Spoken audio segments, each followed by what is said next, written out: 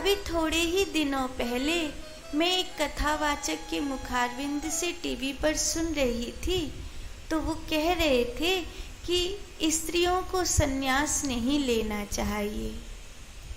ये बात उनकी मुझे बिल्कुल अच्छी नहीं लगी। उन्होंने शायद किसी बलबूते पे कही होगी ये बात। उन्होंने कहा कि जो साध्वी होती हैं वो भी किसी संत पुरुष की पत्नी होती हैं, इसीलिए उन्हें साध्वी बोलते हैं। जैसे डॉक्टर की पत्नी को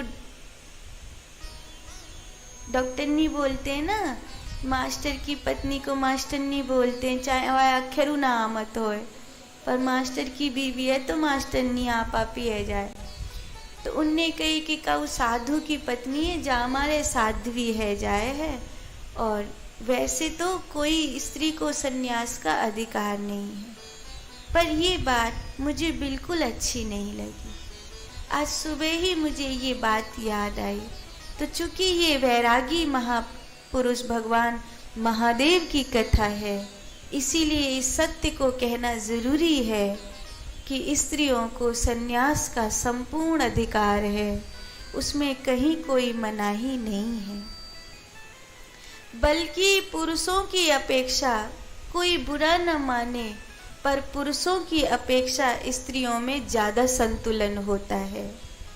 अगर ब्रह्मचर्य की ओर देखा जाए तो किसी भी पति पत्नी में देख लीजिए 90% पुरुष की वासनाएं देर में समाप्त होती हैं और स्त्रियां अपनी इंद्रियों पर एक संतान उत्पत्ति के बाद, 2 संतान उत्पत्ति के बाद नियंत्रण कर लेती हैं।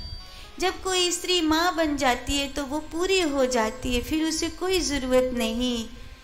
लेकिन पुरुष की वासनाएं वृद्धावस्था तक भी शांत नहीं होती। इसीलिए भी अगर देखा जाए तो स्त्रियों में बहुत अधिक संतुलन है, स्त्रियों में भक्ति बहुत अधिक है, स्त्रियों में भावनाएं बहुत अधिक हैं, स्त्रियों में किसी भी एक मार्ग पर चलने की निष्ठा बहुत अधिक है। इसीलिए स्त्रियों को संन्यास से वंचित नहीं किया जा सकता। मैत्रेयी, गार्गी, मदालसा ऐसे बहुत से उदाहरण हैं जिन्होंने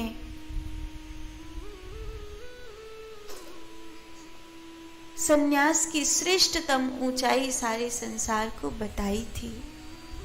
अगर जगदम्बा श्री पार्वती जी की चर्चा करते हैं तो सब ऋषि पत्नियां कहती हैं कि हे देवी, आप पतिव्रता नारियों की आदर्श हैं।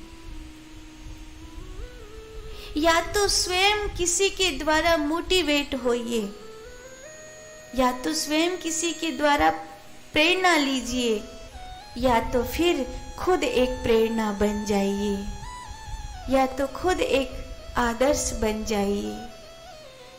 और यही जीवन का सूत्र है, बहुत प्यारा वाला।